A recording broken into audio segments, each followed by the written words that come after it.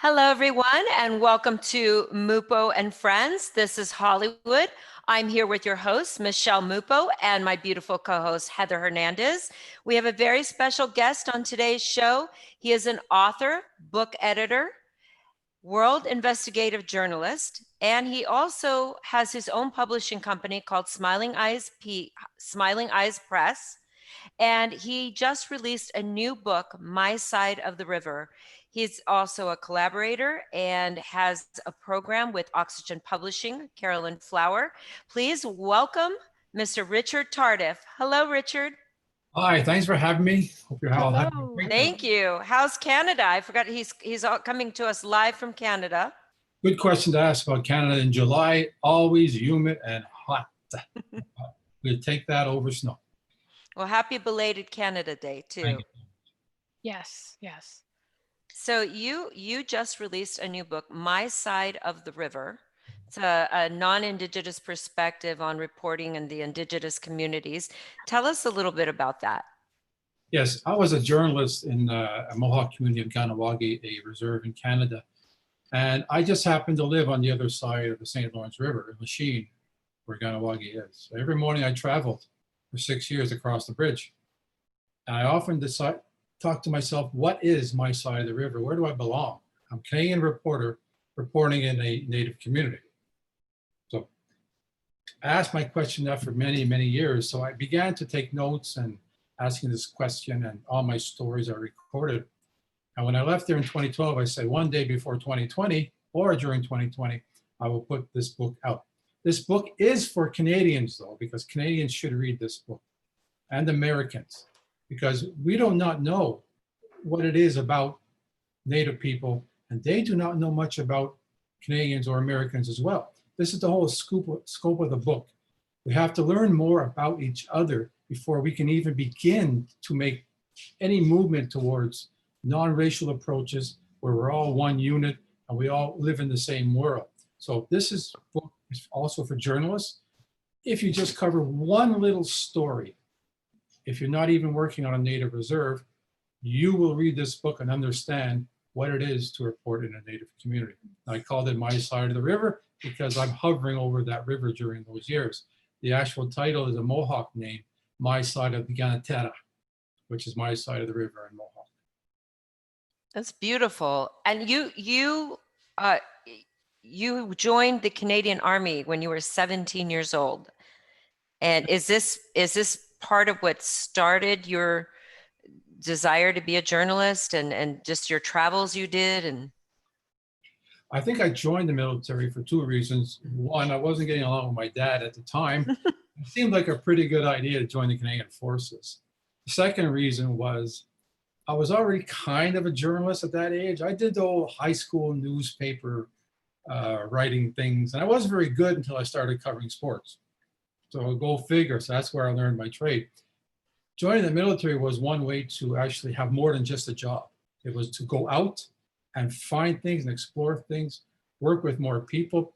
My father always said, maybe you just want someone to shout at you more than I can. So I joined. But yes, you're correct, because I started at the Winnipeg Free Press and the Winnipeg Sun several years later when I was released from the Canadian Forces. Voluntary release, let's make that clear. I wasn't kicked out.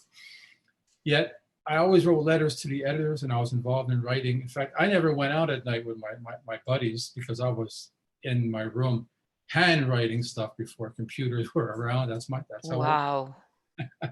And I just continued to evolve and work. Now, when I returned to Montreal, I started just writing while working odd jobs, like in security or trying to sell real estate, which I was terrible at. But nevertheless, it was still the experience I was looking for. And I guess by around 1994, I took the plunge. I already had a couple of degrees under my belt. So I just started applying, and I began to work at a student newspaper university in Montreal. And I did everything I possibly could. I wrote everything I possibly could. I was in every section. I became features editor. I became the chief editor. I did everything I possibly could, volunteer time, just so I get the experience, so I can get my clips, so I can understand the newsroom. And then all of a sudden, there's this internship coming up in Ganawagi to work at one of the local newspapers. And I said, that's a lot better than going to Toronto for an internship. And I live across the river. So that's where I went. Now that's where I have my bones. This is where it really was hot reporting. A lot of things went on there, especially when it became Canada and Mohawk community, with all the political turmoils and the Indian Acts and colonization. It was so amazing just to go to work in the morning. It took a lot to get me to come home at night, because this was a place where you actually get your hands dirty in the world of journalism. You actually did stories. You interviewed people. You felt these people. You did the door knocks when family members lost people. This was what true journalism was about. This is what gave me the desire to write in the publishing company. Now, in a small town like Ganawage, small newspaper, you tend to do everything as a journalist. You take the pictures, you take the videos, you do the writing, you lay out the paper. You're there late at night, you get the stories. I mean, this became something where, hey, if I can do all this, I can, independently publish my own books and develop them and to start a company. So I consider myself still a journalism. All my books are about journalism based. They're written in journalistic format. And I find that because I joined the military, it really launched my curiosity and my investigative reporting. So yes, you're right to point out that that was a good time. Way back in 1977, do the math. I am that old, but I'm looking young. And that's what got me going. And that's an interesting story, if I do say so myself, now that I've talked about it. It's very interesting. And so your passion seems to be for people. I was going to ask, when you sit down as a writer to put the pen, I say as you write, or to paper, what is it that most drives you? That some people say they get writer's block, but for me, when I'm starting to write, but when I write, I feel there's just something from inside. When it's soul driven, you don't feel blocked. And I was wondering what that inspiration was for you. I've had a good number of mentors in everything I've done, including writing. And I love people. My biggest passion is to gather knowledge. Bigger passion is to share that knowledge. And I'm never in a writer's block situation, even when I'm ghostwriting for someone else. Always seem to be in the moment. I go to bed in the moment. I have to find ways to unwind. My mind is thinking. There are notebooks and notepads all over this condo. My wife got used to it finally, but they're everywhere. So I wake up, and Carolyn can attest to this. Sometimes by waking up early in the morning, you have an idea and you write it down. So I'm always on. I don't know why, but I'm always on. And you know what they say, if you love your job, then it's not really a job. And I find That is true. That's where I fit in. True. The motivation comes from storytelling. I mean, I love telling stories. I mean, I can be sitting around in a room and it's quiet, and I'll start telling a story and I'll get everyone going. And that's one of the things I have, is to tell the story. I'm also someone who believes, as a journalist, everybody has their stories, and they can't always tell them, And I'm fortunate where, if you want, I can tell you a story. So this is where my motivation comes from. I sometimes ask myself, take a day off, Richard. That's just a lie I'm telling myself, because I know what I'm going to be doing at 5 in the morning. I'm going to be writing. That's awesome. When you were writing your book, though, like, I know with us, we're learning to write and we're writing everything. Like, what did you edit out of this book that you wrote? It wasn't so much what I edited out. It's what my editor edited out. So you didn't edit your own book? Or It's is that not a rule of the hardest thumb? thing in the world. It's the hardest thing to do, is to edit your own work. You get attached to your material, right?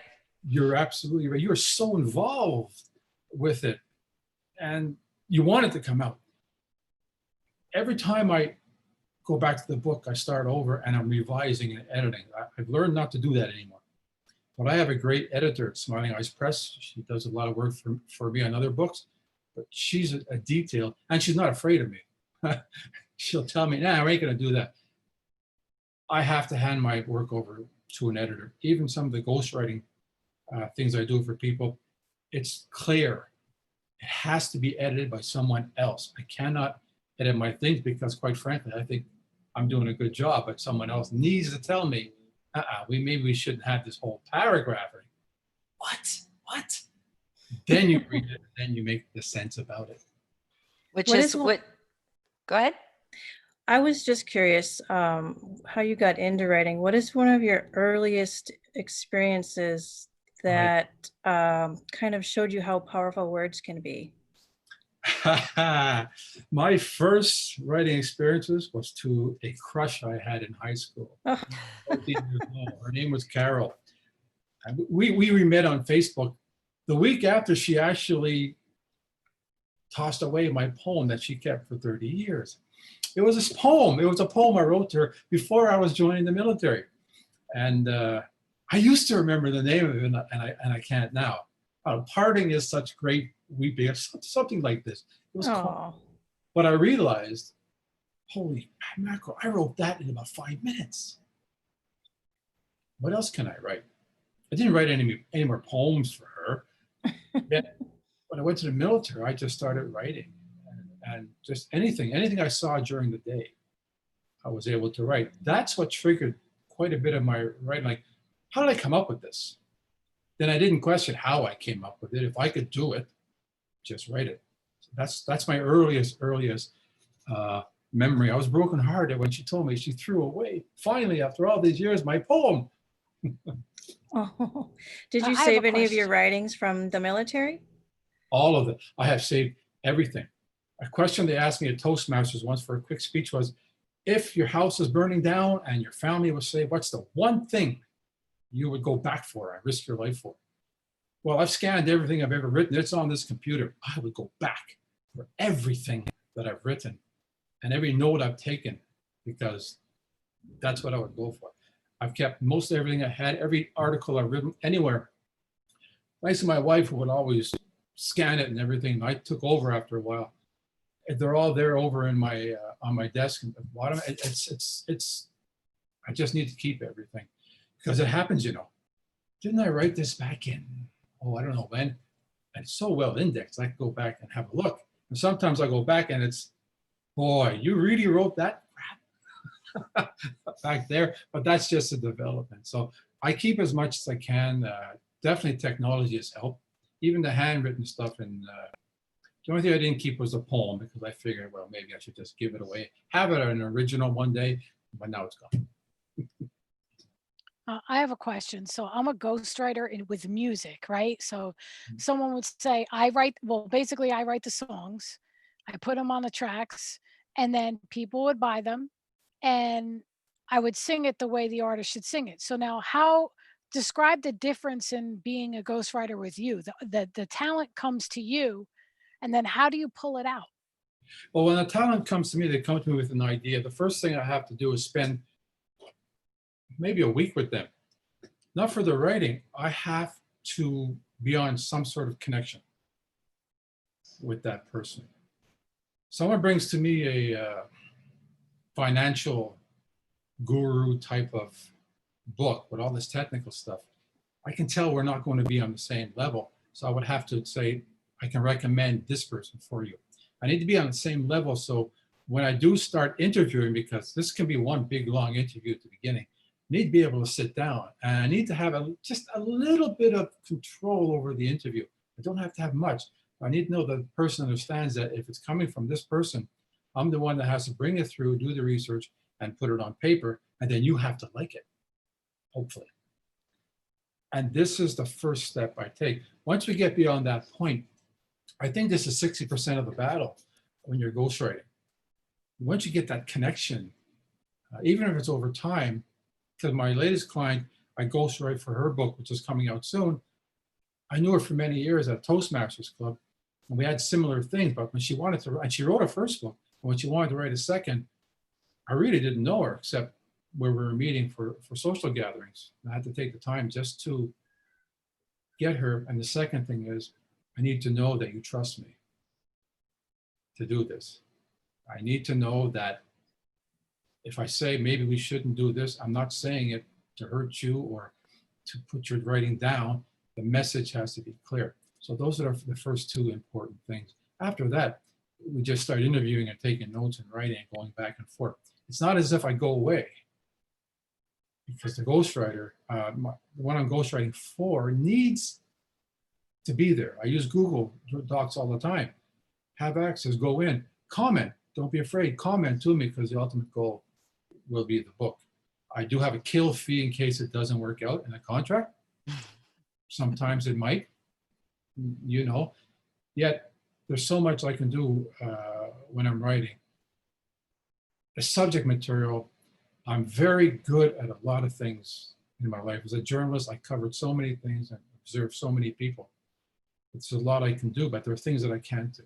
And I would tell that person right away, you're going to have to find someone else. And then writing it is, sometimes they don't participate. At the end, they want to see it. That's their choice. I don't recommend it. I suggest you write along with me, because at one point, if it's more time, you're going to have to pay me more. And I don't want to do that. I want to stay within the contract. Yet that's some of the things. Sometimes you cool off. Okay, we're not connecting. See you in 2 weeks. Then you get back and everybody's a little more calmer and relaxed. So the final product comes out. I don't put my name on it anywhere. I do put my company name on it if my company had initiated the original. But my name will never go inside, because that's the role of a ghostwriter. Yep. If I make a Do you- mistake, Makes perfect sense. And you seem to, I like the way you cultivate the relationship with the people you're going to be working with. So it's not just a cut and dry. You actually take the time to get to know them and get a feel for them. definitely. And have you had difficult clients, and how do you handle that? How do you handle, as writers and artists can be moody? And so how do you handle someone, especially when their work is very, very sensitive to them, when it's something very personal and deep?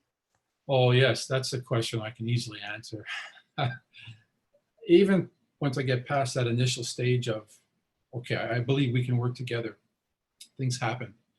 And there are times when, you know, this person still is a client. And I have to treat it in the business perspective that you are a client.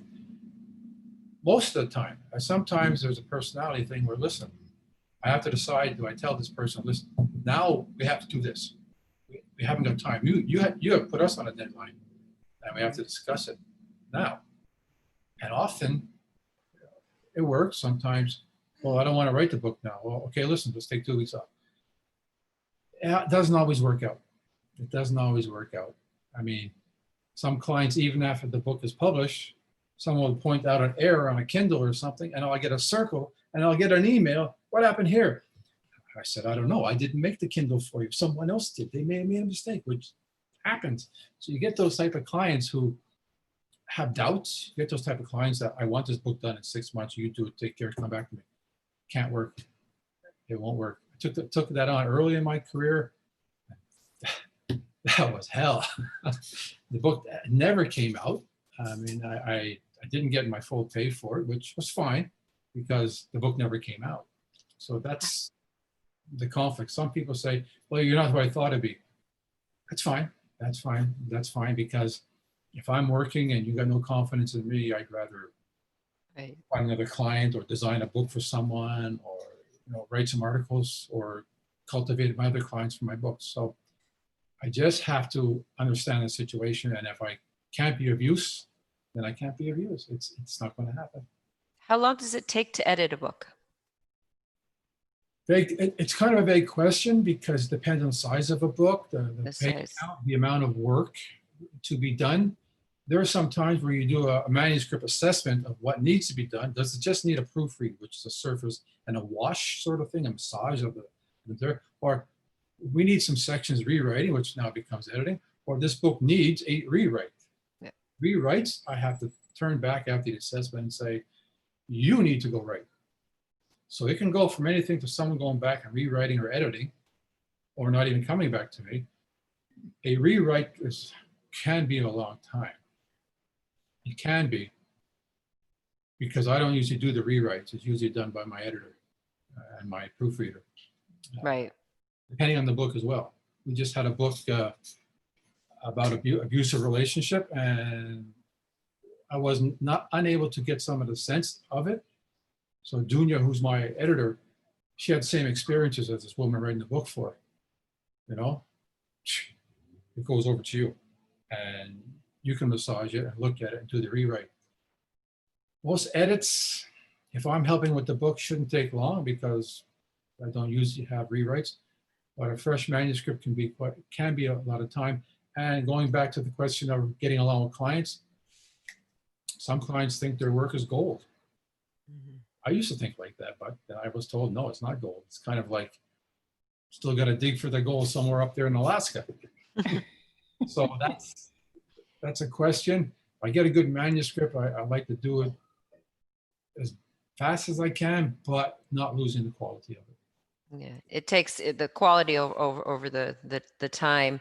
And you have an online course you're doing on July 20th via Oxygen Publishing with Carolyn Flower. It's called Edit Your Manuscript. Tell us a little about that. Yes, we're going to have 4 clients at a time. It'll be on Zoom. And it's 90 minutes once a week, so it'll be a month long. During the first 90 minutes, if we have 4 people, we have 4 manuscripts, we will choose one person and we'll begin for that 90 minutes to edit a script. As if you've given me the contract and this is how we're going to edit. So everybody will participate in that edit. So everyone gets a sense of what it means to actually edit your story. We'll probably get a chapter done on one manuscript in 90 minutes, and we'll just teach. And it's not a vague course, but manuscripts are different, so we're going to have more questions. But the screen share will be, let's try this, let's try this. Here's why we can't do this. What do you think about doing this? We'll make it interactive. The next week, it'll be someone else's manuscript. So everybody, the one before who was getting edited, now will have his or her turn going there. You do not have to have a manuscript, though, to come into this course. If you want to learn more about editing, come on in, or you're in the middle of writing your manuscript, come on in. You can be editing with me and everyone else for 4 weeks on someone else's script. The scope is, if you're getting edited by 3 other people every time, that's 3 people editing your script. And now you'll have an idea for the remaining chapters of how to look at this. For example, do you really need that second sentence?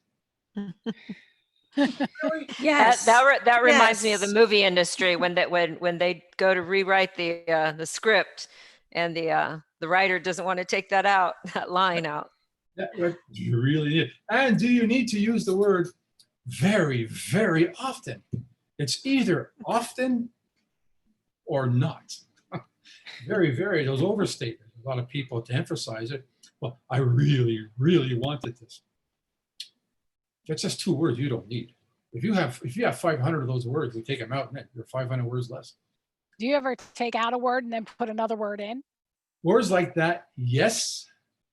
Words where it could change the scope, I do. I highlight it, and I'll talk to the author about that word. Because it may change style. I don't want to change the style of an author. He or she may not have thought about that word or had thought about that word. So I at least want to have some conference with the author. And I normally do that if I've done 5 chapters and I've changed words. We'd go over the 5 chapters and we would say, these are the words I think we should use. No, I don't like that. Okay, no problem. Take it out. We'll put back the other word. Sometimes someone comes back and goes, you know, I kind of like that word now. Okay, we'll put it back in. But that's the editing process. Some people have to go away and think about it, right? You guys are going to have a field day when it comes to editing my book. Because I use a lot of the same lingo because it's just my lingo. Well, you won't now because I'm telling you, I'll make a bet with you. I don't know. I don't know if I want to go back and change it. 5 reallys. Here we go. I wouldn't say really. I don't know if I say really a lot. I probably say actually. I got to take that out. I heard to take out words in that end in ly. Is that correct? Use as an adverb. Actually LY. are overstatements. Eventually is often overused. I mean, as a journalist, that was a key word to save myself. Eventually, this may happen, or allegedly. Allegedly. Allegedly. Yet, sometimes you leave a word like that in, depending on the context. So it just depends. But for the most part, if you do a find and replace search on Google or on Word, you just type in that, and you give 500 words like that says that. Wow. That can come out of every sentence in the world, and the sentence would be tighter and mean the same thing, unless it's in a quote you use where you can change it. And sometimes, we'll leave this one here. It may sound weird that 500 times they use the word that, but I just can't go find and replace all. I have to go through. If it's an assessment, the author gets it back and goes through it. But in the editing process, that might be a little bit more than proofreading, because that becomes internal work now. Because sometimes the next word means nothing if I take it out, but rarely. So it's these little tricks. A long sentence, most of the time, can be 3 sentences, 3 short sentences. You can have long sentences and boom, hit them with short. Do you know what the best lead, the shortest lead ever was in the history of journalism?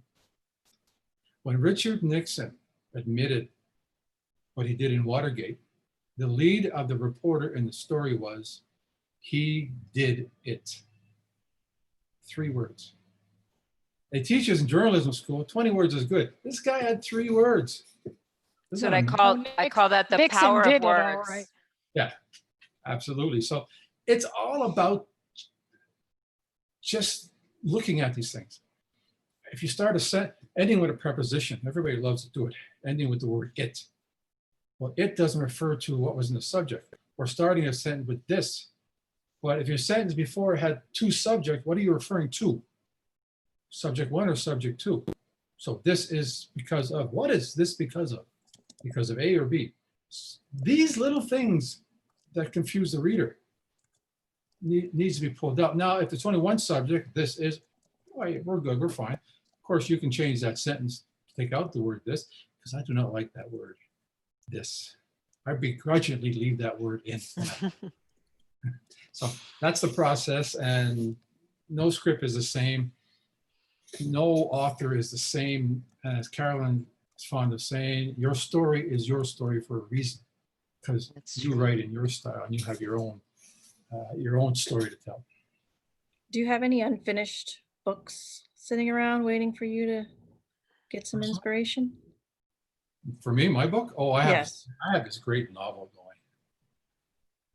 It's a great novel. It's my 5 in the morning to 6 in the morning peace of mind work.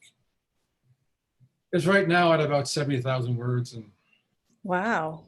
well, that's a lot of words to edit for someone. Do you want to share a little bit about what the book is about? Yes, the book's called When It Doesn't Snow in March.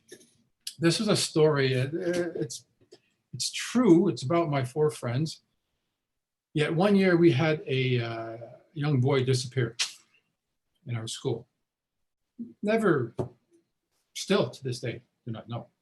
This was in the early 70s. But my father always said, because he wanted to get out of the city, go somewhere safe. Because me and my brother, he was always protecting them. And he always says, when it doesn't snow in March, not for 31 days, when it doesn't snow in March, we are going to move. That's the deal I made with your mother. So the story takes place over 5 months of March with our friends and a timeline. We never found him, but everyone was obsessed with him. So the book, the title is When It Doesn't Snow in March. Now, it always snows in March. But one year, it didn't snow for 30 days. So my father would cut the maps out of the Montreal Star, put it on the kitchen table every March, because my father was a bit weird. And it snowed on March 31st. That year, he wanted to go to White House. Okay, it's a long drive from Montreal. And that's what, now our 4 friends was our life surrounded this obsession with this guy for about a year or 2. And that's where the book is. So when it doesn't snow in March, there is hope. That's the opening line. When it doesn't snow in March, ... there is hope. Hope that he's I love alive. that. Hope for us, hope for everyone. The whole theme is about hope, hope for the future, hope about what we're doing. Yeah, that's it. Richard, I know also you were a fitness trainer, Yeah. life coach, award-winning health journalist, and you wrote 2 books based on health. One was the Stop the Denial, a case for embracing the truth about fitness, and the other one was the 5 reasons for embracing the truth about fitness. Tell us a little bit about your training days and what that book was about. Are you into the whole corporate,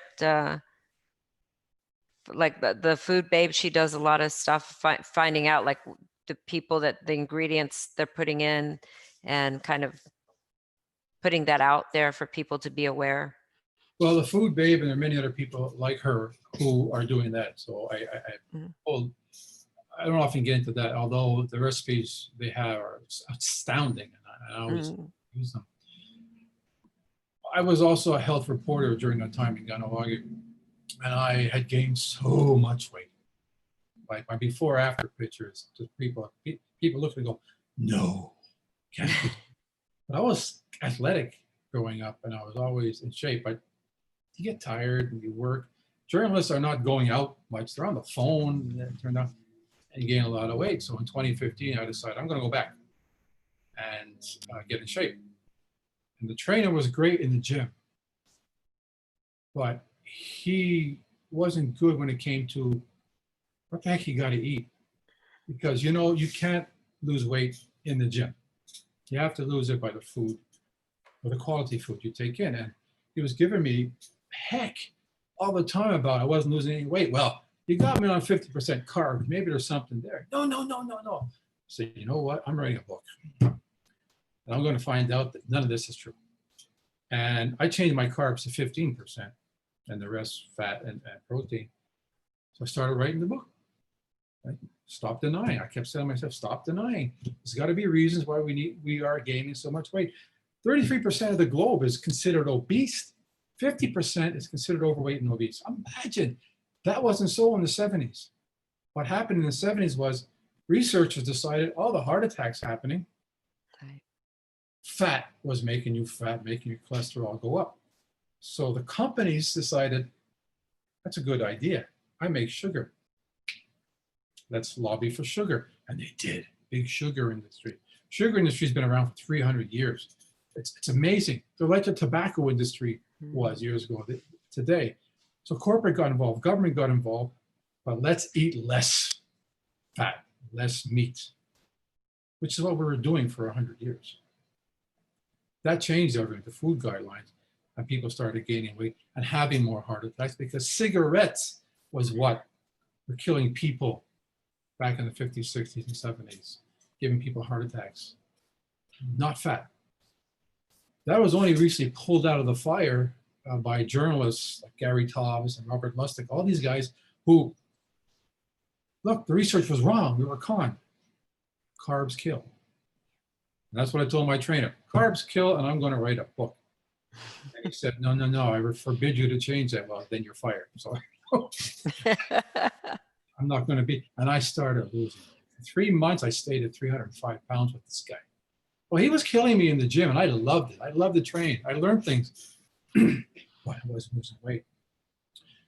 Calories in, calories out never has worked. The best sign for obesity, calories in, calories out. This is worth a book. So all the health reporting I did and all the articles, I put them together. And I started doing so much research. I was in my office like for days and hours and hours and hours and hours. And I said, now I've lost 70 pounds because I didn't follow my trainer's advice, who was the same advice. And I just put aside everything I knew about things. People need to know about this. So I stopped denial, embrace the truth about your fitness. And I wrote it. It got good reviews. And I talked about it. And then I said, well, someone said, how do you embrace your fitness? I think there's 5 ways to do it. So still in denial, 5 reasons to embrace the truth about your fitness. And I got deeper into the research. It's a much bigger book. And that book came out in 2019, 2 years later. I was training people, and they were coming to me asking me to help them lose weight. I said, I can't. I cannot be in the kitchen looking over your shoulder, telling you, don't eat that. Well, why? Carbohydrates. But I want a bag of chips tonight. Oh, don't eat the bag of chips. Can't be there. Can't be there, right? But I can train you. I can make your hormones change inside. I can make you feel better. Because even people who are obese, when they start to train, all their levels of everything changes in a week. You don't lose weight. You just can't outrun a bad diet. And this is what got me going on this. Because of the journalist, and I consider myself a good writer, and I knew how to print the books and publish the books and design the books. And I had editors at hand. We should make this a business at the same time. And that's what I did. And then I just gathered more clients with interest who I knew, and we just put other books together as well. But that first book was actually a dream. I always dreamed of having a book. I went the traditional publishing way, which meant for me, I'd be working for them and getting pretty much nothing. And I'd have no control because you always sign over a copyright control to them. They can change what they want, even if the research is wrong. Well, I've been around journalism too long to let that happen. So I started my own company, my own copyright, my own ISBNs. Whatever errors there were in the books or however it went, it was up to me. I can blame no one but myself. So that's how the company started in the same time. And I left the newspaper industry in June of 2018 with the idea that I'd retire. I think that lasted 3 weeks. And I began that second book, and people were coming to me for advice. And I said, listen, here's what I charge. It's reasonable. We can do this. And that's how the company rose up from that. I could have wrote 6 books on fitness, but you can't retire the creative mind. I'm ghostwriting for someone who lost so much weight as well. This is through Oxygen Publishing. I got the contract because I know all the stuff. I know what he went through. I'm still learning more about this. Even fasting, keto. These things can be dangerous because we don't know 20 years down the road what that's going to do. But you have someone who's 65 years old who spent a lifetime getting medicine and insulin and never lost any weight. And suddenly in a month, they stop the carbs, which is basically what you do on these diets. We just stop all the carbs. And I lost 20 pounds. How did that happen? Of course it happened. You stop going to the doctor. You reverse diabetes. People are not on diabetic medicines anymore. They're off everything. Their ACIs is down to 5.5, which is great for non-diabetic people. And I know because my father's been a diabetic all his life. And that's because of the power of journalists and researchers in the last 20 years who have put these types of books out. And they pushed it. And internet has helped because, as much as you can say this is not so, people can say, yeah, it is so. Here's the research. So journalism does change the world, but let's not get into CNN and Fox. Well, Richard, it's been such a pleasure having you. I'm so happy you could make it and you agreed to do this. I know I kind of hit you up in chat room there and in Carolyn's extraordinary stories. And I'm so happy you said yes. What is next for you? What is next for you? I really want to grow my company, not so much in the sense financially. I want people to have good quality books. I want to market them too, because with our latest book was a bestseller, Terry Cutler's book. I learned how to market that properly. So I want, yes, be sustainable for myself. I want other people to get the books. The 3 of you here should have books. This is where I want to go. I've worked for myself. I've been selfish and sometimes as a journalist or whatnot, but that's all done with. I've enjoyed the power of the word all through my life, and I think this is the opportunity. And since I can do it, why not? I think that's great. Thank you so much. Thank I you. want to ask you a few questions. But first, where can people find you on social media and your links? Several places. You can find me at my website, Richard Tardif, 1F, richardtardif.com. From there, you'll find that I have a Smiling Eyes Press Facebook page. I have my own personal page. I have a Facebook page called Always Fit. This is where we put out our research that we do on fitness and health. This is where I can get back and forth and have fun arguments about calories in and calories out. There, I'm on the Oxygen publishing website as an executive editor. And I'm on Twitter, just it's RG Tardif, capital R, capital G Tardif. And that's where you can reach me. I'm a social media bum. I love social media. It's always fun to learn. I do limit myself to 4 hours a day though, so I keep watching. Wow, that's pretty good. That's Doesn't always work. Doesn't always work. and Tardif is spelled Tardif, as in Frank, one F. One F. Richard Tardif. Often people call me 1F because sometimes they spell my name or with 2 Fs, and I go, no, 1F. And Hashtag 1F. the Caribbean people always nickname you.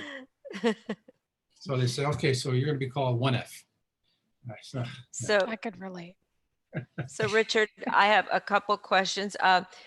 What would you say to aspiring writers in the world that somebody that has a story, maybe they're afraid to tell their story for fear of being judged? What would you say to someone? You're going to be judged no matter what you do. There are haters out there. If you're criticized by a critic or written up by a critic, that is his or her job. It's your story, man. It's your story. Tell it. Write it. Get it out there. Welcome it. Welcome the bad haters. Welcome them. Invite them in. I've always believed, I do what I do. Do what you do. If I can help you, I'll help you. And write. Even if you had a blank page, write anything. Just write. If you have an idea that an author has already had, so you're going to write it differently, and it's going to be your story. There are steps to writing. It's a long process. You may feel uncomfortable or be afraid, but you never publish a book by yourself. That's the whole thing. And when you got writers and authors and editors and publishers who have been there, I can tell you they understand. That's one thing about editing I love. I love books. I love your book, and I love writing and reading. So that's what you look for an editor. Have you written books? How many have you edited? You love it. You like stories, and that is something else. So just go. You have to go in life. If you don't go, well, you don't go anywhere. That's the whole thing. It took me 2017. I was 57 years old on my first book. Some of that was fear. Some of that I was working. Some of that it will never happen. I'll never get a publisher. I did it myself. So. And who inspires you? Oh, she's not listening. Well, my wife inspires me. That's a cheesy answer because I know what you answer, but my wife inspires me because she's always never complained, and always stood beside me. An English teacher, Mr. Daw, when I was in grade 7, he was also my basketball coach, but he was also a good writer. He taught English. He inspired me to write more and bring these things in. He inspired me to go to the newspaper. Kept in touch with him in the military to write more. The first book, the dedication, was to him and a few other people. He inspired me because he just looked at me and said pretty much what I just said. In his language, it was, why don't you just shut up and write? So that's inspiring. Other people inspire me are those who just go out and do it and write it. Fear is, Amen. they just do it. You know, and that inspires me. So I can be inspired every day when I see that. Thank you, Richard. So appreciate it. Thank you everyone for joining us today. We've been speaking with Richard Tardif. I'm going to post all the links up above where you can find him. Please make sure to go and take a look at his book. I will put the link up above as well. And how do you pronounce that? My side of the river, which is my side of Canitara. Yeah, Say that. Canetera. Canitera. Language. Canitera. The words are often fast. Canetera. It took me so long to get some of the words over there. So the easiest words, of course, are hello, goodbye, kwe kwe, and ona. Then they're actually called gana wakaronen. You got to roll your eyes. Yeah, I work with a bunch of gana wakaronen. That one is gana tiara, because that's my side of the river. Beautiful. They've had a heck of a history of expropriation with the St. Lawrence Seaway, and it's a lot of that's in there too. You learn about Indigenous communities for sure. Well, we look forward to reading it, and I'm sure our readers will too. Again, thank you everyone for joining us. This is Hollywood with Mupo Entertainment. Thank you, Michelle Mupo, for having me as your co-host. As always, it's just so much fun being a part of this team. And thank you to my beautiful co-host, Heather Hernandez, and to you, Richard Tardif. Thank you so much. It's been an honor and a pleasure. I look forward to working with you as well. And to everyone out there, have a beautiful rest of your day. Remember, just do it. If you have something to say, if you have an extraordinary story, if you have something in your head, write it down, write, and just be you, do you. With that, this is Hollywood with Mupo and Friends, and we are over and out.